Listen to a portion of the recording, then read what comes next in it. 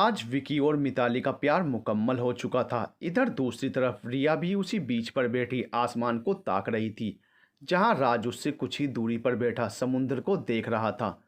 एक दूसरे के करीब जाने का और ढेर सारी बातें करने का दोनों का ही इस वक्त मन कर रहा था। दोनों ही खुद को अकेला महसूस कर रहे थे, लेकिन उनके पास कोई ऐसा नहीं था जिससे बातें कर सकें और अपनी ज़िंदगी का ये अकेलापन मिटा सकें। आवाज करता समुंदर और ये काली रात ना जाने अपने अंदर कितना कुछ दफन किए हुए है।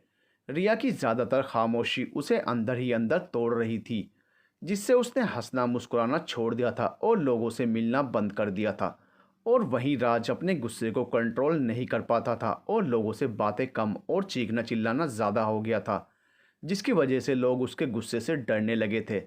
राज का गुस्सा अगर कोई कम कर सकता था तो वह रिया थी, और रिया की खामोशी कोई तोड़ सकता था तो वो खुद राज था। भले ही एक दूसरे से नफरत करते हों और दुनिया को भी यही जाहिर करते हों हम नफरत करते हैं एक दूसरे से, लेकिन ऐसा कतई नहीं है। राज का दिल रिया के लिए धड़कता था और रिया का दिल राज के लिए धड़कने लगा था। नाना करते करते भी वह उससे प्यार करने लगी थी, और इस बात को रिया हमेशा अपने दिल में छिपा कर रखना चाहती थी। कभी कभी हम जिससे नफरत करते हैं उससे प्यार होने में हमें वक्त नहीं लगता है और प्यार हो जाता है, और कभी कभी हम जिससे प्यार करते हैं उससे नफरत होने में एक पल नहीं लगता। और यही राज और रिया के साथ हो रहा था। नींद आने पर राज वहां से उठकर मुड़ा और गाड़ी की तरफ जाने लगा, लेकिन तभी उसकी नज़र रिया पर पड़ी, जो बेंच से सर टिकाए आंखें बंद किए बैठी थी। एक पल के लिए राज रिया को वहां देखकर हैरान रह गया। रात के इस पहर उसका वहां होना राज को हैरानी में डाल रहा था। वह धीरे धीरे कदम उठाते हुए रिया के पास आया और उसे कुछ देर खड़ा होकर देखता रहा। रिया वहां मौजूद है इसका एहसास करने के लिए राज ने उसे छूने के लिए अपना हाथ बढ़ाया, लेकिन उसने बीच में ही अपना हाथ रोक लिया। राज सीने पर हाथ बांधकर खड़ा हो गया और रिया को एकटक देखने लगा। माथे की लकीरें बता रही थी वह सोई हुई नहीं है, जाग रही है, बस आंखें ऐसे ही बंद की हुई है। कुछ देर बाद रिया की आंखों की पुतली इधर उधर होती महसूस हुई। राज जैसे होश में आया और फौरन वहां से हट गया। रिया ने अपनी आंखें खोली और सही होकर बैठ गई और फिर इधर उधर देखने लगी। मुझे ऐसा क्यों लगा जैसे यहाँ कोई था और मेरे सामने खड़ा मुझे ही देख रहा था, लेकिन यहाँ तो कोई भी नहीं है, ये मेरा वहम था। रिया इधर उधर देखने लगी। जब उसे कोई नजर नहीं आया उसने वक्त देखा, जहां रात के 3 बज रहे थे। वह उठ खड़ी हुई और वहां से चली गई। राज उसके पीछे होकर चल दिया, क्योंकि रात के इस पहर वह अकेली जा रही थी। सड़कों पर वैसे तो चहल पहल थी, लेकिन फिर भी राज रिया के पीछे जा रहा था। रिया बीच से थोड़ी दूर बने एक रेस्टोरेंट में आई और वहां खाली टेबल देखकर उस पर बैठ गई। वेटर ऑर्डर लेने आया। रिया ने उसे अपना ऑर्डर दिया और किसी सोच में डूब गई। राज रिया के पीछे खाली पड़ी टेबल पर आकर बैठ गया और रिया पर अपनी नज़र जमा ली। काश राज कभी मेरी ज़िंदगी में आया ही ना होता और मैं उससे हमेशा आज़ाद रहती, जहाँ रहती अपनी मर्ज़ी से रहती, अपनी मर्ज़ी से अपनी ज़िंदगी जी रही होती। लेकिन मेरी किस्मत ही ख़राब है। अब तो जो होगा भगवान भरोसे है। देखते हैं क्या होता है आने वाली ज़िंदगी में। कुछ दिनों से एहसास हो रहा है राज जैसे यहीं कहीं आसपास है, लेकिन सामने नहीं आ रहा है और ना ही कहीं नज़र आता है। रोज़ रोज़ ऐसा मेरा वहम तो नहीं हो सकता। राज यहीं कहीं आसपास है, लेकिन क्यों सामने नहीं आ रहा है समझ नहीं आ रहा। अगर वो यहाँ हुआ, कहीं मुझे ज़बरदस्ती अपने साथ वापस इंडिया ना ले जाए और फिर से मुझे अपने घर में कैद करके ना रख ले और टॉर्चर ना करने लगे। अगर ऐसा हुआ तो भगवान से प्रार्थना करूँगी राज यहाँ ना हो, और अगर हो तो वापस चला जाए। मुझे राज के साथ वापस कहीं नहीं जाना है। रिया इतनी अपनी सोच में डूबी हुई थी कि उसे अपने सामने रखी कॉफ़ी का भी ख्याल नहीं रहा, और कॉफ़ी रखी रखी ठंडी हो गई। कहीं रिया किसी प्रॉब्लम में तो नहीं है जिसके बारे में मुझे नहीं पता हो। पता करना होगा आखिर रिया इतना परेशान क्यों है। आज रिया को साड़ी में देखकर दिल को सुकून महसूस हुआ। बेजान पड़े शरीर में जैसे हलचल सी महसूस हुई, और दिल की बंजर ज़मीन पर बारिश की बूंदें गिरने से जैसे वहाँ फूल खिलने लगे। अब मैं विकी के जाने का इंतज़ार नहीं कर सकता। क्या पता वह कब तक यहाँ से जाए। उससे पहले ही मुझे रिया के सामने जाना होगा और उससे बात करनी होगी। राज ने गहरी सांस भरी और रिया के सामने जाने के लिए उठ खड़ा हुआ। राज उसके सामने जाता इससे पहले ही उसका फ़ोन बजने लगा। उसने अपने पॉकेट से फ़ोन निकाला और स्क्रीन पर जगमगा रहे नाम को देखकर कॉल आंसर की और वहां से एक तरफ आकर बात करने लगा। कॉल कटने के कुछ देर बाद राज वहां आया तो हैरान रह गया। रिया वहां नहीं थी। राज ने आसपास नज़र दौड़ाकर देखा, तभी उसकी नज़र दरवाजे के बाहर पड़ी, जहाँ से वह टैक्सी में बैठ रही थी। राज दौड़कर दरवाजे तक आता, इससे पहले ही टैक्सी वहाँ से आगे बढ़ गई।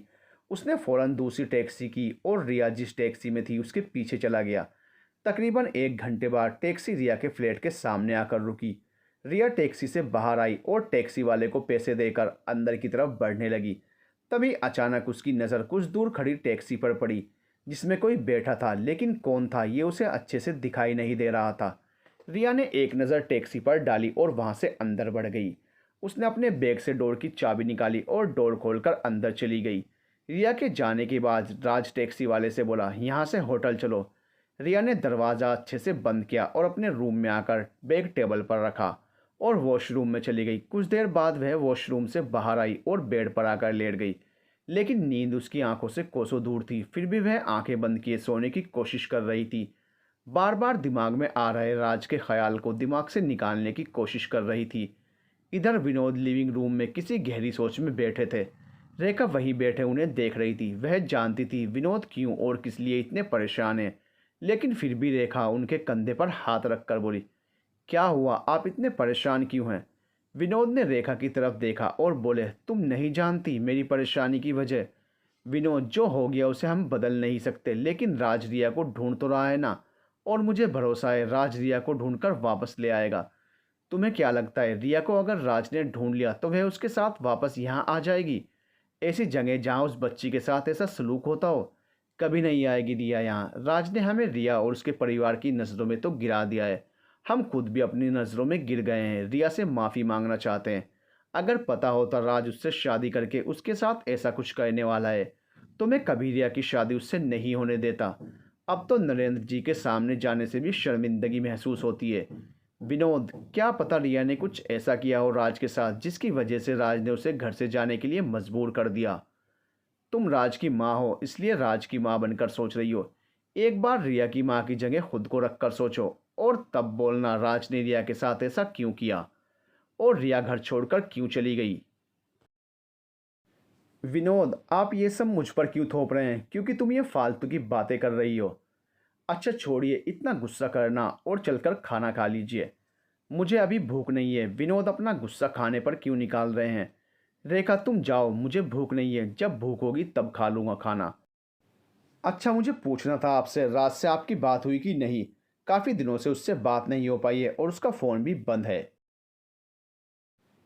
टेंशन मत लो, राज ठीक है और कनाडा गया हुआ है।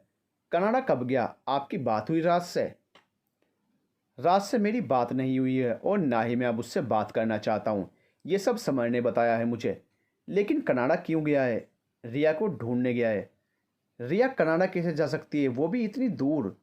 ये तो मुझे नहीं मालूम है। जब राज रिया को लेकर यहाँ आ जाएगा तब तुम खुद उससे पूछ लेना।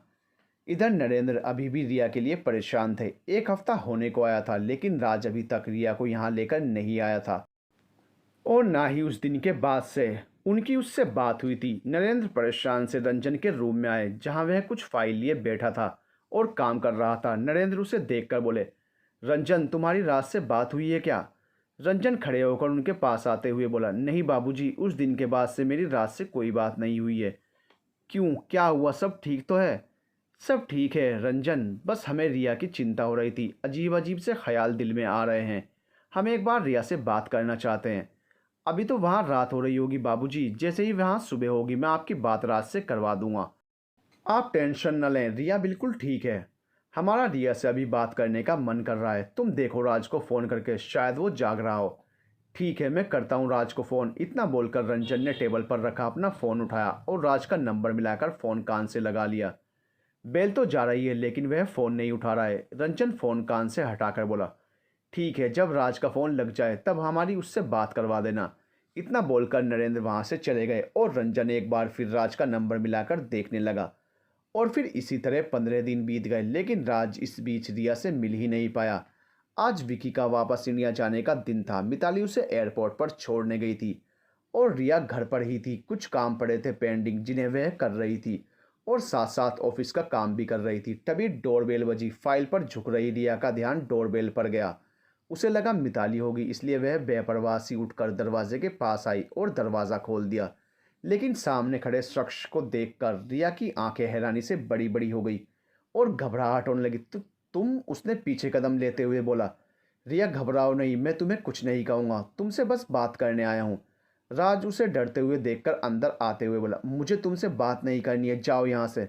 रिलैक्स रिया, रिलैक्स, इतना हाइपर मत हो, मैं चला जाऊँगा। प्लीज़, मुझे तुमसे ज़रूरी बात करनी है, एक बार मेरी बात सुन लो। नहीं सुननी आपकी कोई भी बात, जाओ यहाँ से, इस बार रिया चीख कर बोली। ठीक है, जा रहा हूँ, तुम इतना गुस्सा मत करो, जा रहा हूँ मैं। इतना बोलकर राज वहाँ से पीछे हट गया और चला गया। उसके जाने के बाद रिया ने झट से दरवाज़ा बंद किया और उससे लगकर लंबी लंबी सांसें लेने लगी, जैसे दिल उछलकर मुंह में आने को तैयार हो और आंखों से आंसू बह रहे थे जो पिछले 1 साल से सूख चुके थे। क्यों आए तुम यहाँ वापस? नहीं आना था राज, तुम्हें मेरे सामने नहीं आना था। इतना बोलकर रिया चेहरा हाथों में छिपाकर फूट फूट कर रो दी। राज गुस्से में सामने दीवार पर मुक्के मार रहा था और खुद पर गुस्सा निकाल रहा था। क्यों क्यों किया मैंने ऐसी हरकत जिससे वह मुझसे इतना डरने लगी है, मेरे सामने आते ही घबराने लगती है और हाइपर होने लगती है। एक हंसती खेलती लड़की की ज़िंदगी मैंने ख़राब कर दी, बर्बाद कर दिया है मैंने उसे, मेरी वजह से उसका ये हाल हो गया है। अब कैसे सब कुछ ठीक करूं, कैसे रिया को नॉर्मल करूं?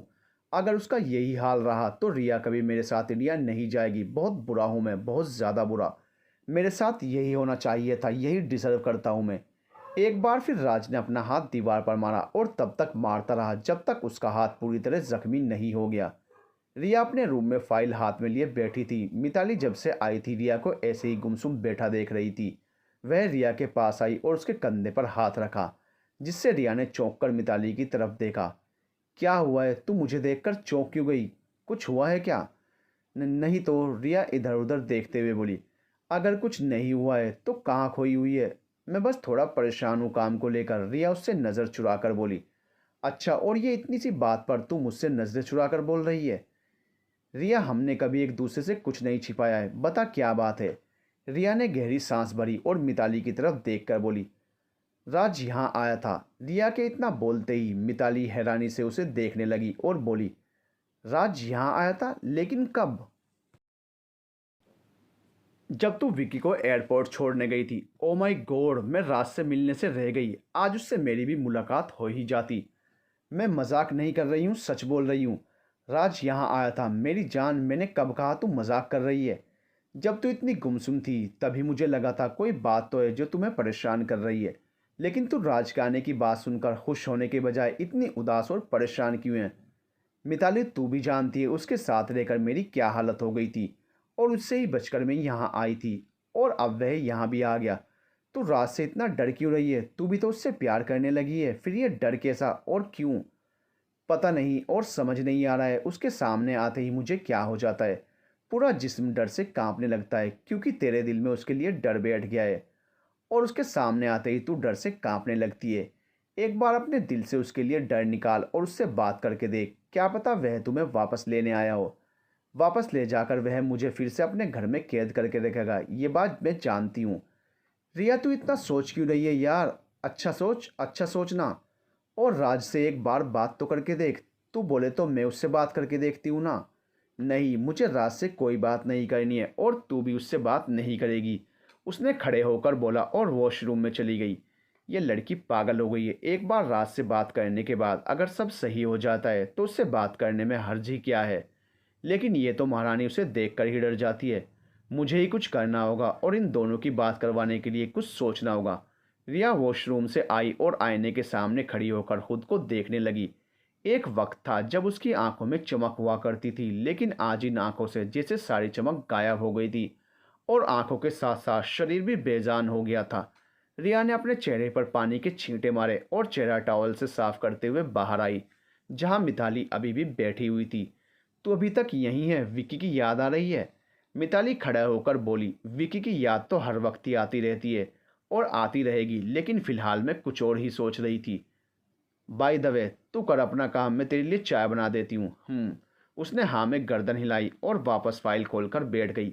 मिताली ने एक नज़र उसे देखा और बाहर चली गई और फिर अगले दिन रिया और मिताली टैक्सी से उतरकर ऑफिस की तरफ बढ़ने लगी।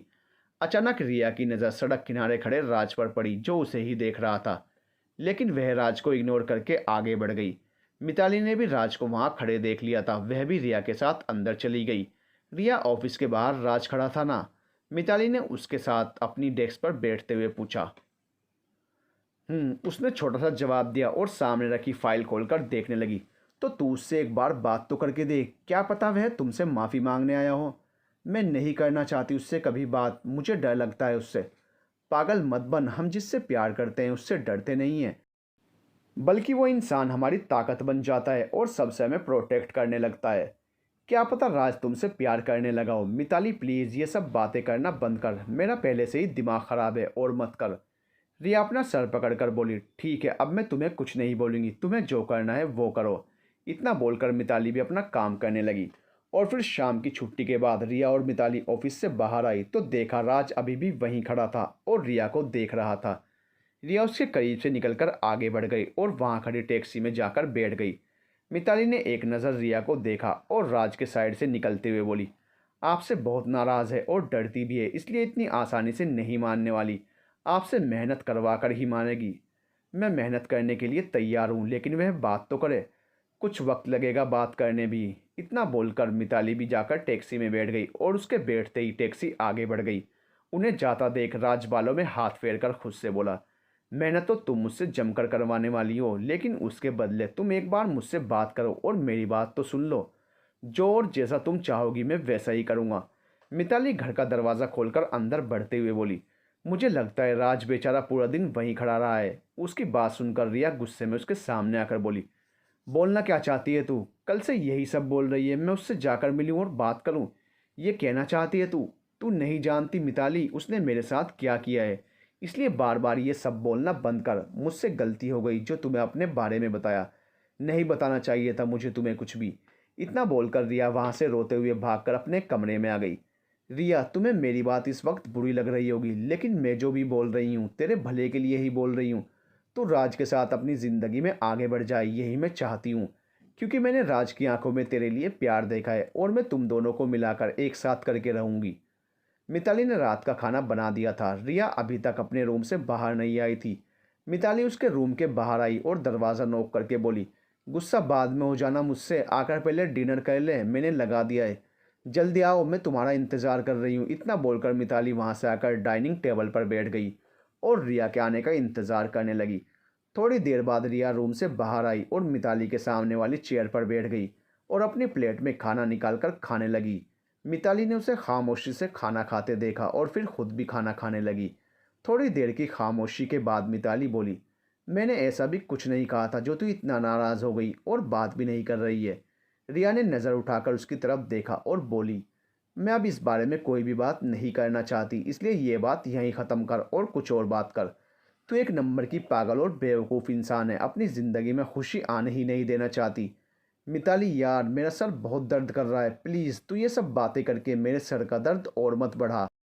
मैं तुम्हें ऐसे घुट घुट कर नहीं जीने दे सकती। तू चाहती है मैं यहाँ से चली जाऊँ, इसलिए ऐसी बातें करती है ना, तो ठीक है मैं यहाँ से सुबह ही चली जाऊँगी। पागल मत बन, मैं ऐसा कुछ नहीं चाहती और ना ही बोल रही हूँ। तू ये सब बातें अपने दिमाग में ला रही है, तुमसे तो बात करना ही बेकार है। उसके इतना बोलते ही रिया ने आंखें बंद करके गहरी सांस भरी और खाना खाने लगी। मिताली भी उसे चुप देखकर चुप हो गई और खाना खाने लगी। और फिर अगले एक हफ्ते तक यही चलता रहा। रिया जहाँ भी जाती राज वहीं मौजूद होता, लेकिन बोलता कुछ नहीं, बस खामोशी से खड़ा उसे देखता रहता। रिया उसे अपने आसपास देखकर चिढ़ने लगी थी, जिससे उसे गुस्सा तो आता ही था, लेकिन अच्छा भी लगता था। फिर सोचती कहीं इस बार फिर से राज उसे परेशान न करने लग जाए। मिताली भी खामोश थी और वह भी राज और रिया को देखती थी। अगर राज उसे पहले की तरह अपने साथ ले जाकर उसके साथ वही सब करता तो वो अब तक इंतज़ार न करता उससे बात करने का, और उससे बात कर चुका होता। लेकिन वह तो रिया के आने का इंतज़ार कर रहा था, वह खुद आकर उससे बात करे। रिया, आज एक हफ्ता हो गया है बहन, एटलीस्ट एक बार जाकर उससे बात करके देख। अगर तुम्हें कुछ भी गलत लगे तो हम दोनों मिलकर सब संभाल लेंगे और तुम्हें उसके साथ इंडिया नहीं जाने देंगे, लेकिन जाकर तू उससे बात कर। मन तो मेरा भी कर रहा है, लेकिन डर लग रहा है थोड़ा। वो तेरा हस्बैंड है और तू उसे अच्छे से जानती है, जाकर बात कर। राज मेरा हस्बैंड है और मैं उसे बहुत अच्छे से जानती हूँ, इसलिए तो बता रही हूँ, वो बहुत ख़तरनाक इंसान है। और हाँ, वो मेरा नाम का हस्बैंड है। ये बाद में बोलना राज तेरा नाम का हस्बैंड है या फिर काम का। अभी जाकर बात कर, कब से धूप में खड़ा है। मिताली ऑफिस विंडो से बाहर देखते हुए बोली, ठीक है मैं राज से आज बात करके देखती हूँ, वह मुझसे क्या चाहता है। और यहाँ क्यों आया है? ठीक है, लेकिन अभी जाकर बात कर और उसे किसी अच्छी सी जगह ले जाकर कॉफ़ी पिला, उसके बाद बात करना। यहाँ ऑफिस में तू संभाल लेना, मैं बाहर जा रही हूँ। उसकी चिंता मत कर और जा। मिताली चेहरे पर मुस्कान सजाकर बोली। रिया ने अपना बैग उठाया और वहां से चली गई। राज वहीं धूप में खड़ा किसी से बात कर रहा था। रिया उसके पीछे आकर खड़ी हो गई और उसके कंधे पर हाथ लगाया। राज ने पीछे पलटकर देखा। रिया को अपने सामने खड़ा देखकर हैरान रह गया। उसने फ़ोन कान से हटा लिया। क्यों मेरे पीछे पड़े हो? चाहते क्या हो? और यहाँ क्यों आए? रिया एकटक राज की आंखों में देखकर बोली। राज भी उसकी आंखों में देखकर बोला, कुछ देर तुमसे बात करना चाहता हूँ, उसके बाद चला जाऊँगा। क्या बात करनी है? आई थिंक हमें कहीं और बैठकर बात करनी चाहिए, यहाँ बहुत रश है। ठीक है चलो। इतना बोलकर रिया वहाँ से आगे बढ़ गई और राज उसके पीछे बढ़ गया। वहाँ से कुछ दूर एक पार्क था। रिया वहाँ आई और एक बेंच पर बैठ गई। राज भी उसके बराबर साइड बैठ गया और सामने देखने लगा। उसने कुछ देर उसके बोलने का इंतज़ार किया और फिर बोली, अब बोलिए क्या बात करनी है आपको? रिया, मैंने तुम्हारे साथ बहुत बुरा किया है, प्लीज़ अगर हो सके या फिर तुम मुझे अपनी माफ़ी के काबिल समझती हो तो प्लीज़ मुझे माफ़ कर दो। उसकी पलकें भीग चुकी थी और गला भारी हो गया था। तुम्हें माफ़ करने के बदले मुझे क्या मिलेगा? रिया के इतना बोलते ही राज हैरानी से उसे देखने लगा। खुद को ऐसे देखता देखकर रिया बोली, ऐसे क्या देख रहे हो? मैंने पूछा अगर मैं तुम्हें माफ़ कर दूँ तो मुझे उसके बदले क्या मिलेगा? राज धड़कते दिल के साथ बोला, क्या चाहिए तुम्हें? तुमसे आज़ादी चाहिए। रिया के इतना बोलते ही राज की आंखें हैरानी से बड़ी हो गई और दिल की धड़कन जैसे बंद होती महसूस होने लगी। मुझे तुमसे आज़ादी चाहिए, बोलो करोगे मुझे आज़ाद? राज कांपती आवाज़ में बोला, मैं तुम्हें आज़ाद नहीं कर सकता तो फिर मैं तुम्हें कभी माफ़ नहीं करूँगी। दादू और चाचू तुम्हें बहुत याद करते हैं। दादू की तबीयत ठीक नहीं है, एक बार जाकर उनसे मिलाओ। राज रिया की बात इग्नोर करके बोला, क्या हुआ दादू को? ठीक तो है ना दादू? ठीक नहीं है, तुमसे मिलना चाहते हैं, इसलिए मैं तुम्हें यहाँ ढूंढते हुए आया हूँ। मेरे साथ नहीं रहना मत रहो। मुझसे आज़ाद होना चाहती हो कर दूंगा, जो तुम बोलोगी मैं वो सब करूँगा, लेकिन प्लीज़ मेरे साथ घर चलो। जब बोलोगी तुम्हें खुद यहाँ छोड़ने आऊँगा। एक शर्त पर तुम्हारे साथ चलूँगी घर वापस। मुझे तुम्हारी हर शर्त मंजूर है, जो बोलोगी वो सब मंजूर है। राज की इस तरह की बातें सुनकर रिया खुले मुंह से हैरानी से उसे देख रही थी। ये वो तो राज नहीं था जिसे वह जानती थी। ये तो आज कोई और ही राज था, जो पहले वाले राज से बिल्कुल अलग था, जो हर वक्त गर्दन ऊंची करके चलता था और जिसकी आवाज़ कड़क होने के साथ साथ आंखों में चमक रहती थी।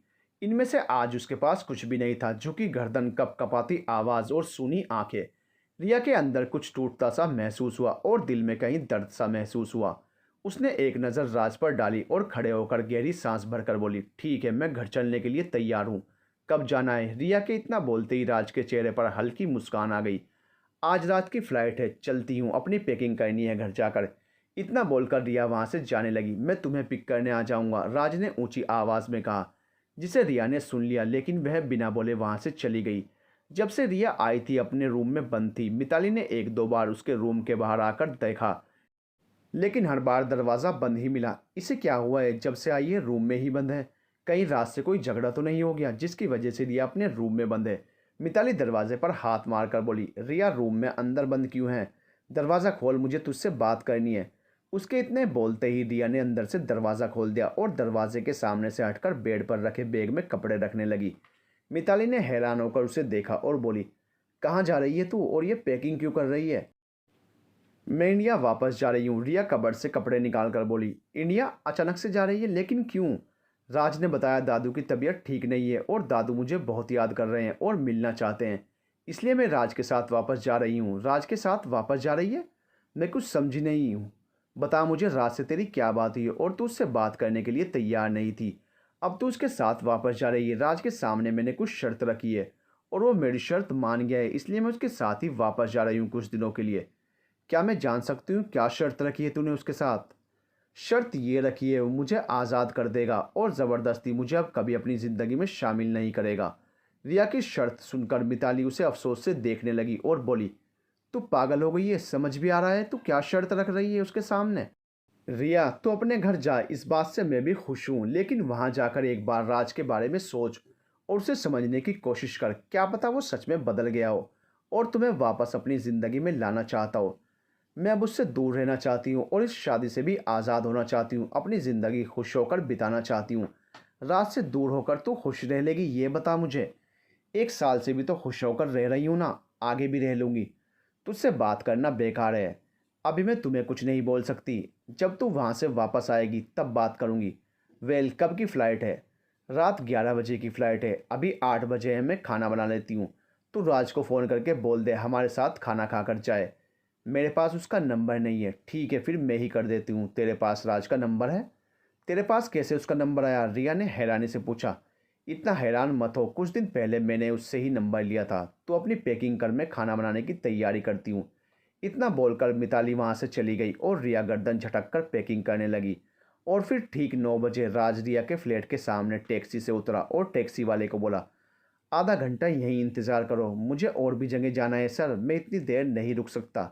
आप यहाँ से कोई दूसरी टैक्सी कर लेना। आपका जितना किराया होगा मैं उससे डबल दूंगा आपको। ठीक है, फिर आप जाइए, मैं यहीं आपका इंतज़ार कर रहा हूँ, टैक्सी ड्राइवर मुस्कुराकर बोला।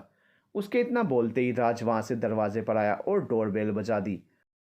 लगता है राज आ गया है, मिताली डाइनिंग टेबल पर खाना लगाते हुए बोली और जाकर दरवाज़ा खोल दिया। हेलो, कैसे हैं आप? उसने मुस्कुराकर सामने खड़े राज से कहा। मैं एकदम ठीक हूँ, आप कैसी हैं? राज भी बदले में मुस्कुराकर बोला। मिताली दरवाजे से हटकर बोली, अंदर आइए। राज मुस्कुराकर अंदर बढ़ गया। खाना भी तैयार है और रिया भी। किस वक्त निकलना है आपको? मिताली ने पानी का गिलास उसकी तरफ बढ़ाकर पूछा। आधे घंटे बाद हमें यहाँ से निकलना है। आप बैठे, मैं रिया को बुलाकर लाती हूँ। इतना बोलकर मिताली रिया को बुलाने उसके रूम की तरफ बढ़ गई और राज वहीं बैठा पूरा लिविंग रूम देखने लगा। मिताली रिया के रूम में आई और उसे तैयार देखकर बोली, और कितना टाइम लगेगा? तैयार हो गई हूँ मैं, ये बता राज आ गया है क्या? हाँ, राज तो कब का आ गया है। चल, खाना लगा दिया है मैंने। तू चल, मैं अपना बैग लेकर आती हूँ। रिया के इतना बोलते ही मिताली वहाँ से चली गई। रिया ने एक नज़र खुद को आईने में देखा और बोली, रिया तैयार हो जा, आने वाली परेशानियों से लड़ने के लिए। उसने गहरी सांस भरी और बैग लेकर रूम से बाहर आ गई। जहाँ लिविंग रूम में उसकी नज़र राज पर पड़ी, जो अपने फ़ोन में बिजी था। एक पल के लिए रिया उसे देखती ही रह गई। मिताली के आवाज़ लगाने पर रिया होश में आई और वहीं एक तरफ अपना बैग रखकर किचन की तरफ बढ़ गई। वहीं अगले दिन सुबह नाश्ते की टेबल पर रंजन नरेंद्र की तरफ देखकर परेशान होकर बोला, बाबूजी, कल से राज का नंबर मिला रहा हूँ लेकिन उसका फ़ोन लग नहीं रहा है। उसके इतना बोलते ही नरेंद्र के चेहरे के भाव बदल गए और नाश्ता करते हुए उनके हाथ रुक गए। शायद किसी काम में बिजी होगा, इसलिए फ़ोन नहीं लग रहा है। नहीं बाबूजी, वहाँ राज को कोई काम नहीं है, वह रिया को ढूंढने गया है। कल से उसका नंबर मिला रहा हूँ लेकिन उसका फ़ोन लग नहीं रहा है। मुझे पहले ही इस लड़के पर भरोसा नहीं था।